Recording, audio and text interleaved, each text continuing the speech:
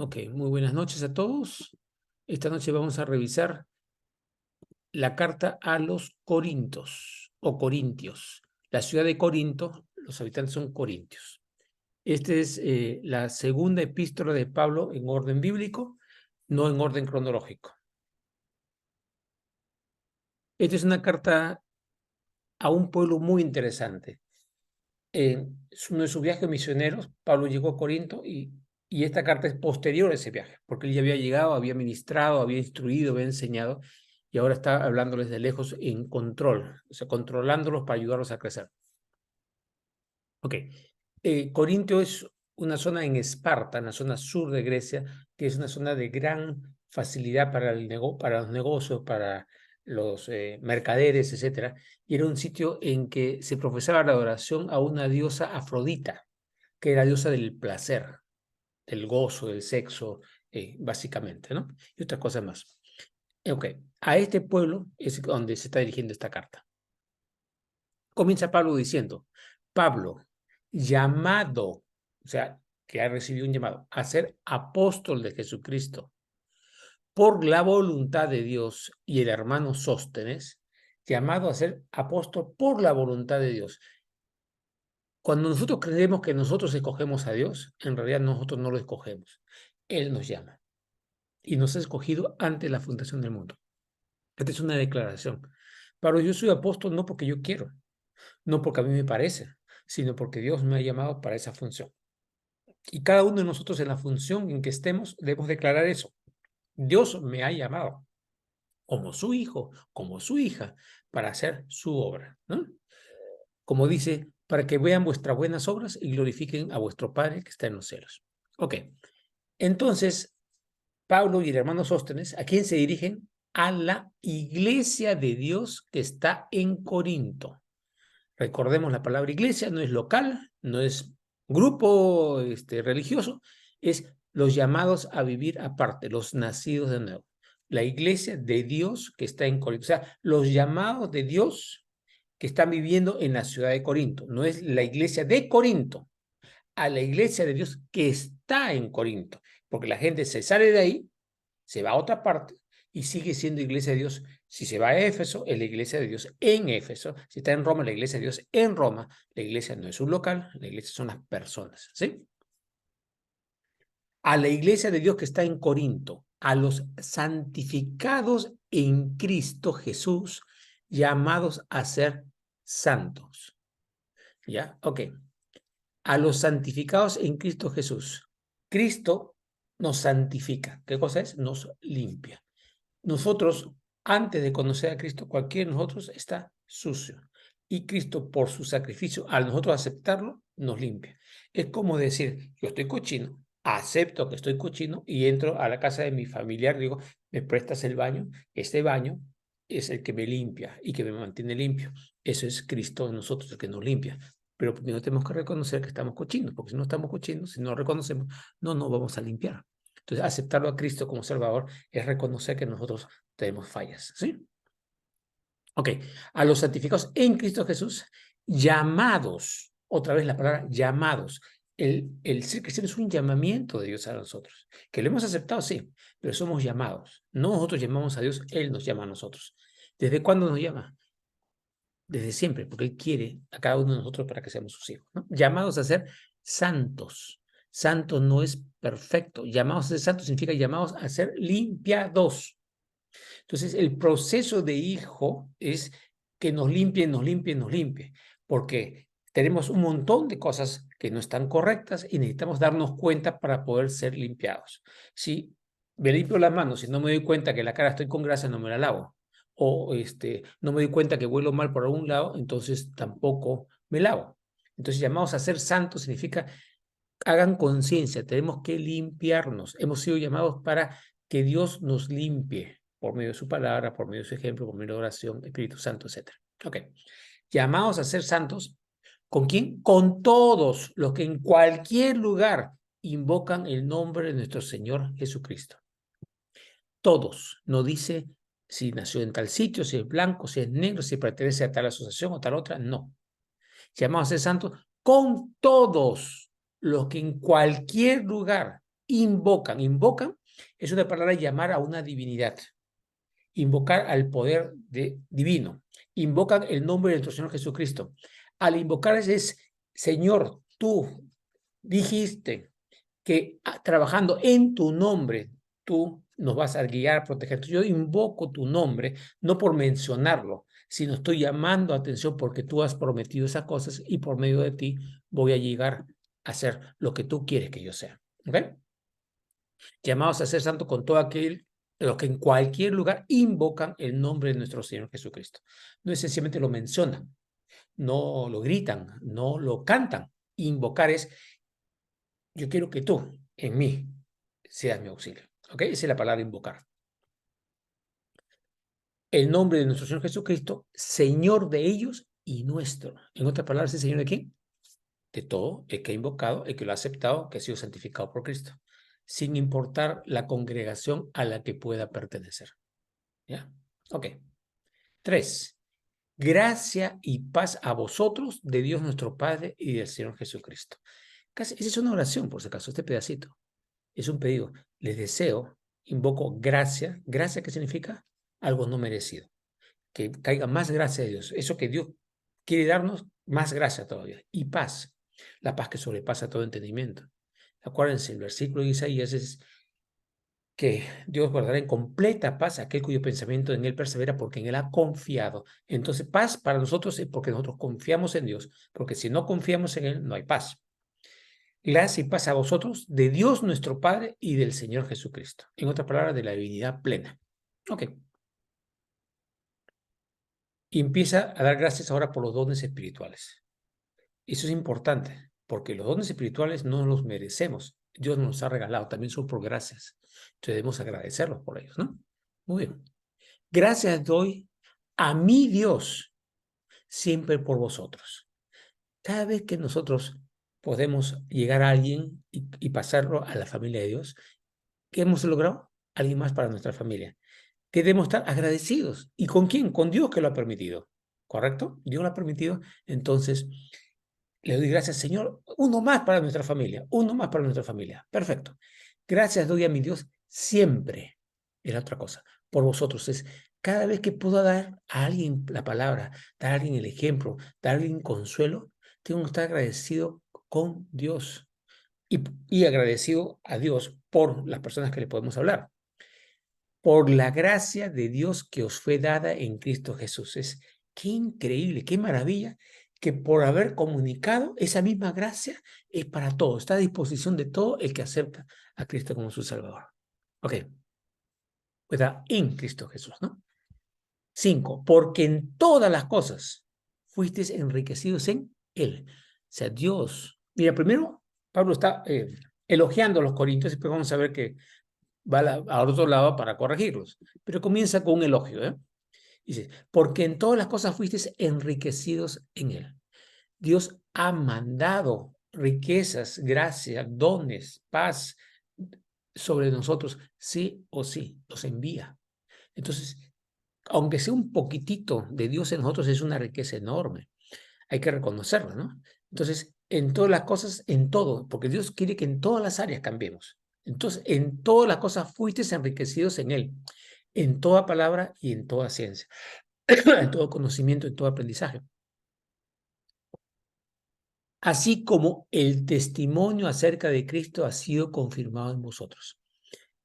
Ok, quiere decir que la palabra de Dios se ha ido cumpliendo y han podido notar los cambios que se producen o los avances o la paz o lo que sea que Dios te está dando, se confirma. Confirmar significa lo vemos que se hace efectivo. Eso significa confirmar.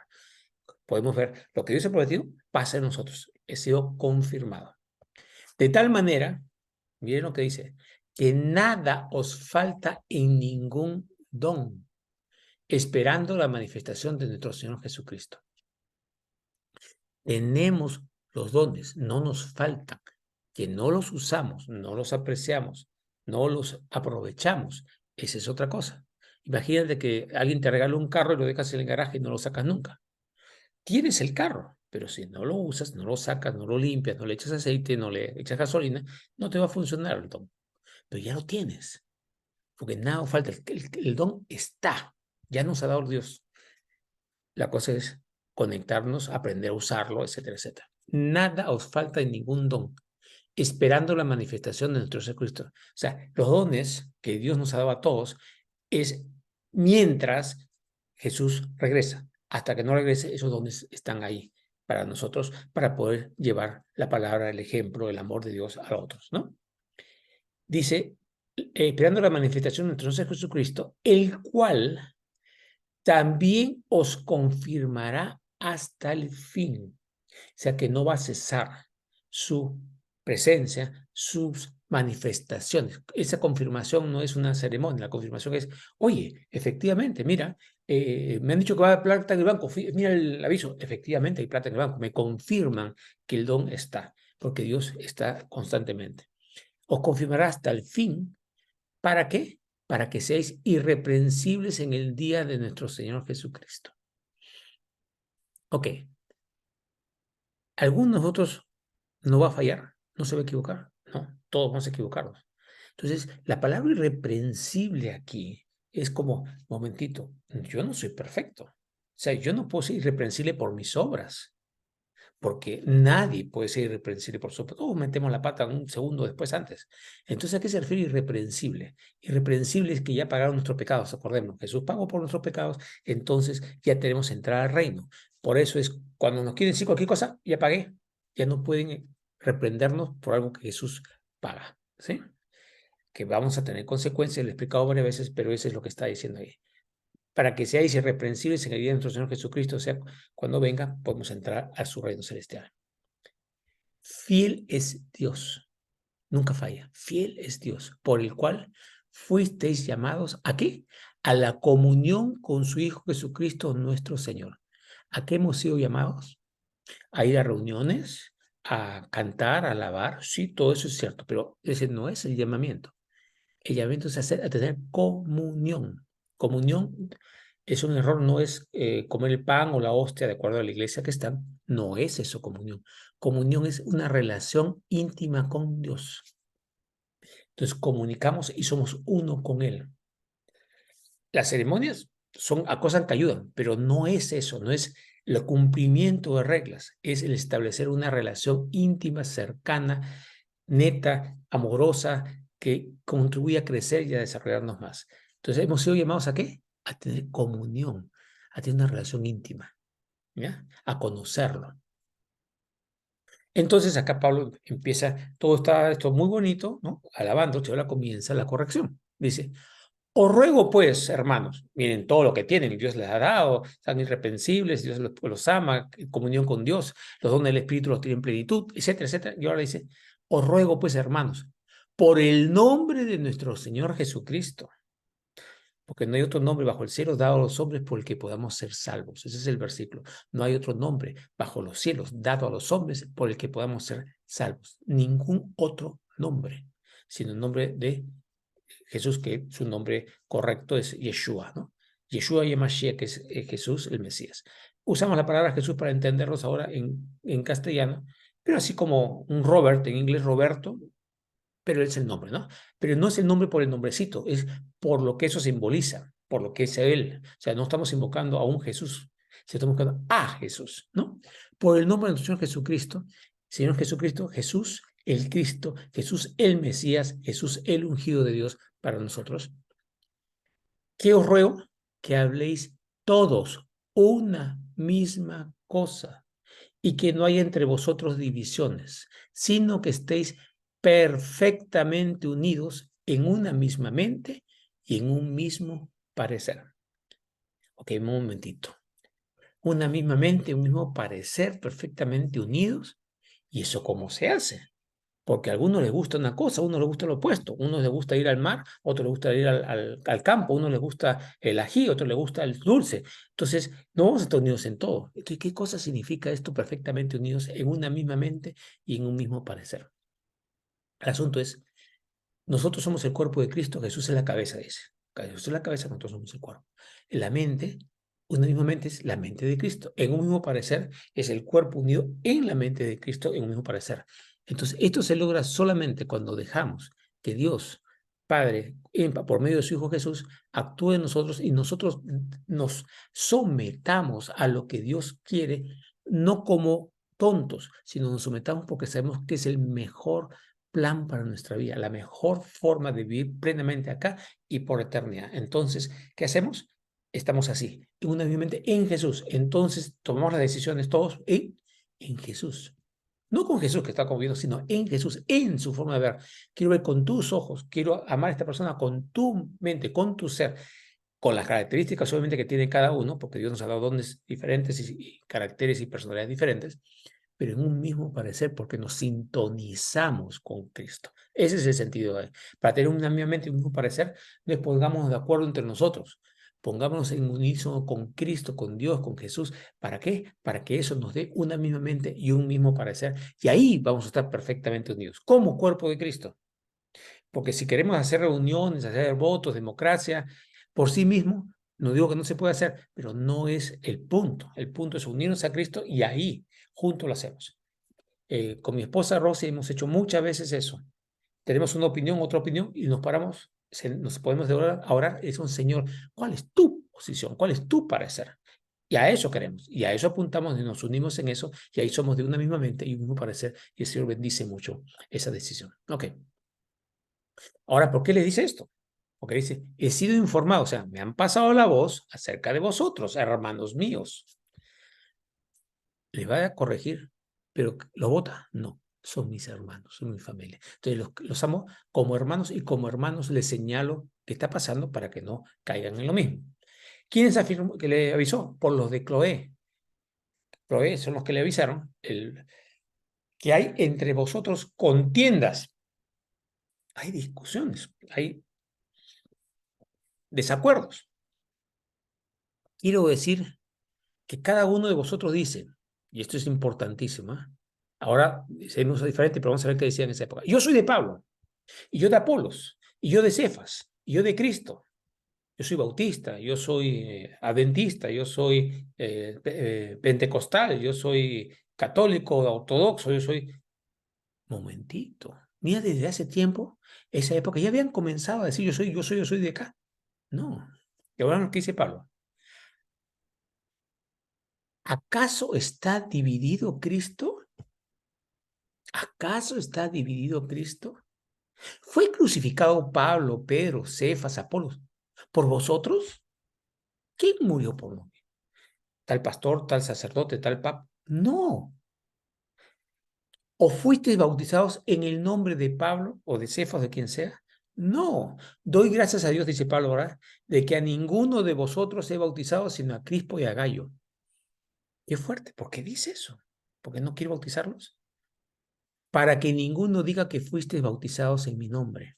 Pablo lo que dice es, yo puedo hacer la ceremonia, pero ¿sabes qué? No hago ceremonia para que no digan que yo los bauticé, sino que sean bautizados en Cristo, en Jesús. No por tal pastor, no por tal sacerdote, no por tal líder espiritual, no. Se bautizado en, no por, en Cristo. ¿Qué dijo? Bautizados en el nombre del Padre, del Hijo y del Espíritu Santo. ¿Qué significa? Que nos sumerjamos. No es una ceremonia.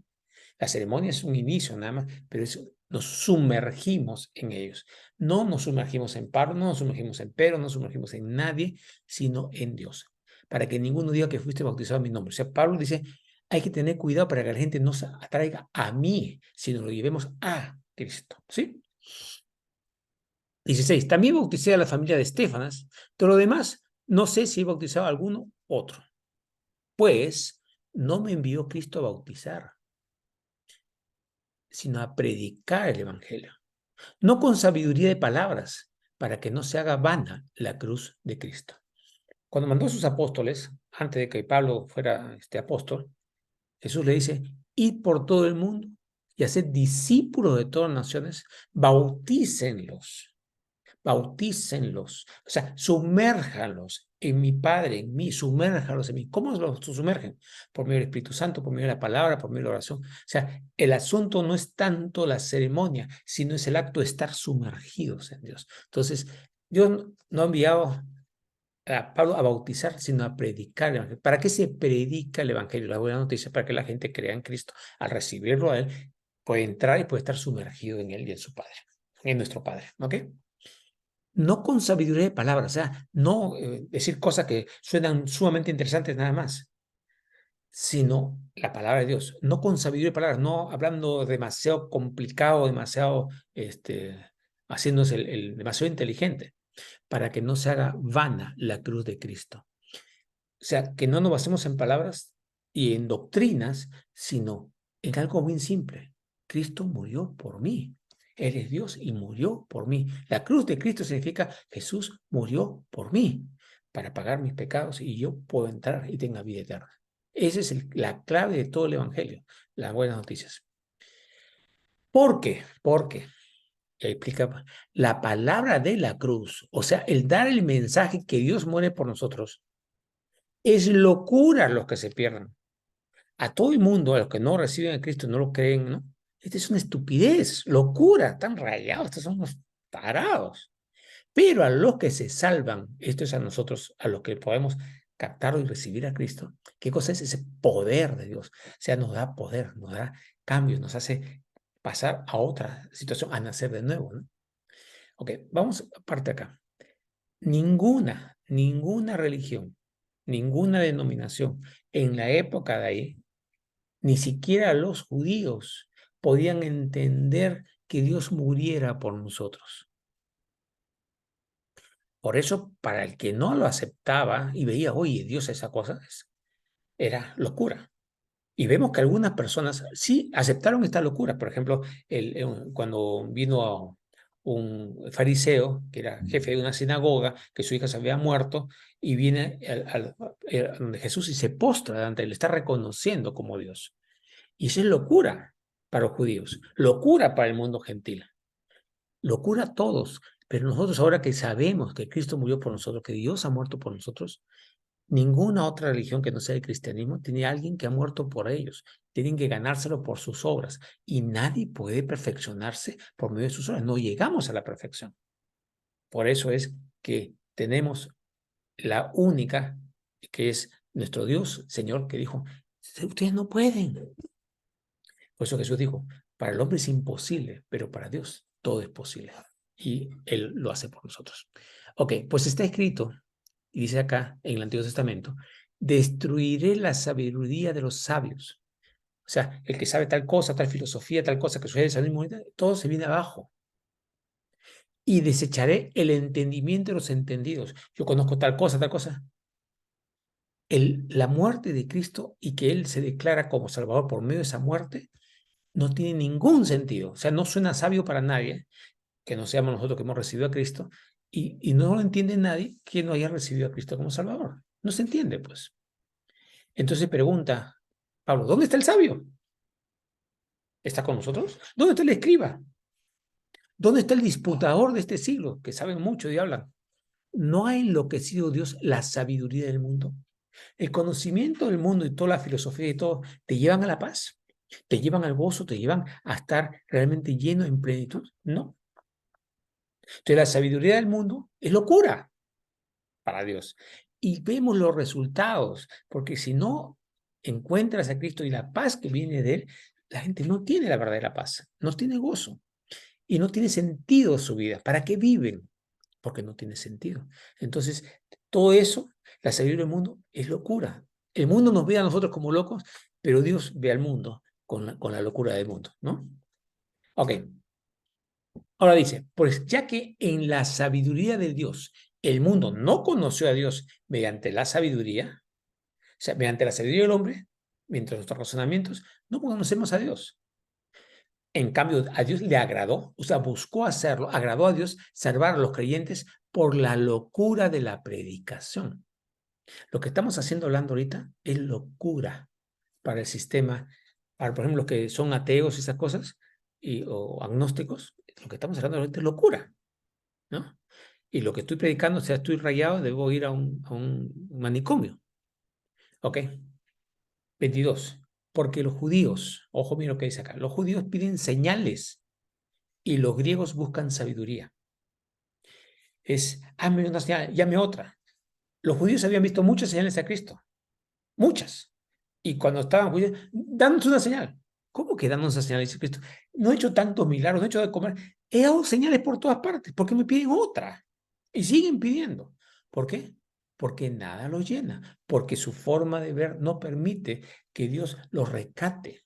Ellos quieren otras cosas, quieren merecérselo. Ese es el asunto, no solamente los judíos, el mundo en general, ¿no? Los judíos piden señales y los griegos buscan sabiduría, o sea, filosofía que te sature la mente y te diga, qué cosa, ¿no? Lo que tenemos que hacer es reconocer que Dios es tan inmenso que nuestra sabiduría es muy pequeña. En vez de buscar nosotros ser sabios en nuestro conocimiento, debemos ser sabios en el conocimiento de Dios, por medio de Dios, qué diferente. Pero nosotros, dice 23, ¿predicamos a qué? A Cristo crucificado. Para los judíos, ciertamente tropezadero, y para los gentiles, locura. Vuelve a decir lo mismo. La que estamos predicando para el mundo es una locura.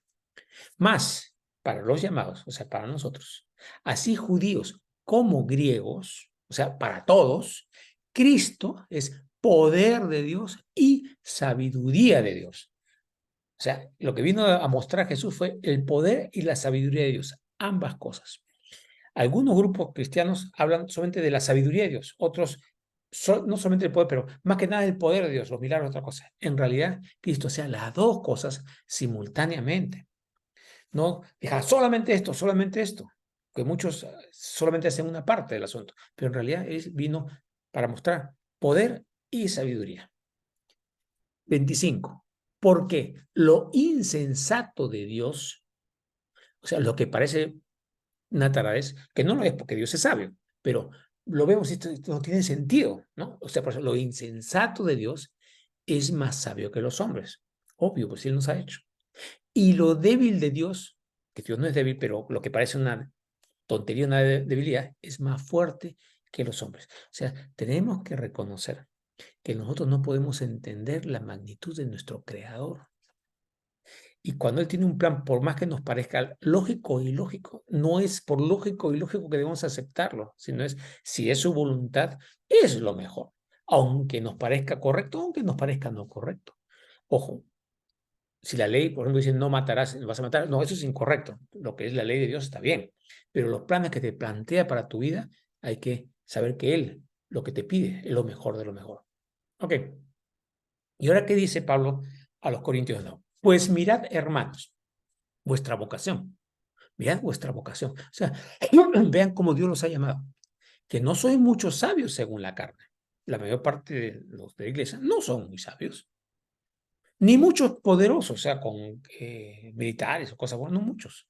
Ni muchos nobles, o sea, de alcurnia, de sangre noble, etcétera, etcétera. ¿Sí? Sino que lo necio del mundo escogió Dios para avergonzar a los sabios. Cuando Pedro estaba predicando en los Hechos de los Apóstoles, los judíos decían, al ver cómo hablaba y actuaba, le reconocían que había estado con Jesús. O sea, que este pescador que no tenía casi formación de nada, por haber estado con Jesús, hablaba de Dios en una forma impresionante y hacía milagros que lo que hacía Jesús en una forma impresionante por el poder del Espíritu Santo. ¿Qué había escogido Dios? A un necio, a los ojos del mundo, pero un sabio que aceptó a Jesús como su Señor y Salvador. Entonces, los necios del mundo escogió Dios para avergonzar a los sabios, porque no es por conocimiento, sino es por gracia. Y lo débil del mundo escogió Dios para avergonzar a los fuertes. Si tú piensas cuando Jesús está en la cruz, solamente María y Juan se acercaron, nadie más, nadie más. No es que tuvo gente muy fuerte, poderosa, no. Están con miedo. Lo débil del mundo escogió Dios. ¿Para qué? Para avergonzar a lo fuerte humanamente. ¿Pero por qué quiere avergonzar a lo fuerte? ¿Por qué quiere avergonzar a eso?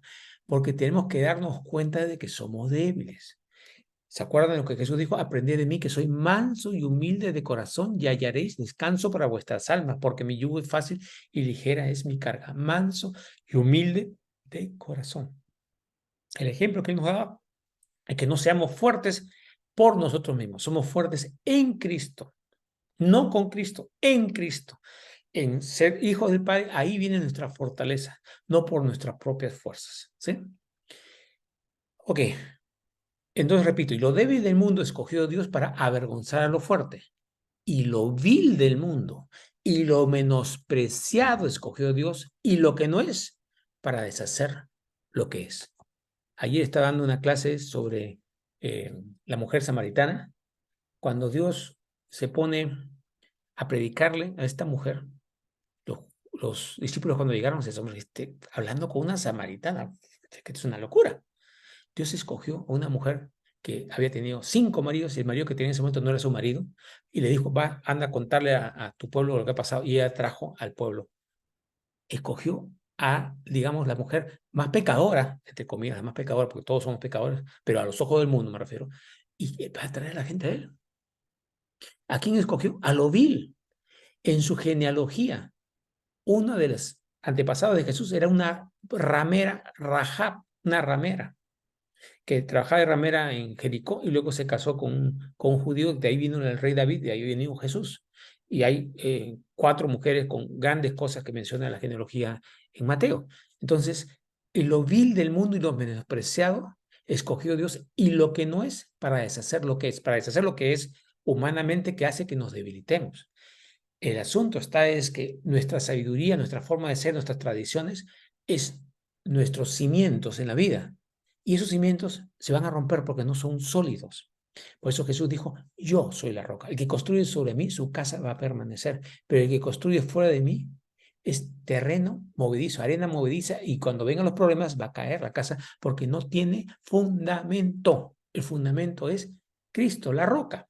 Entonces, ¿por qué escoge gente que no luce tan fuerte? Para poder mostrar que no necesitan ser fuertes en sí mismos, sino el poder viene de Él, de Dios, para que en su poder, apoyados en Él, crezcamos en Él.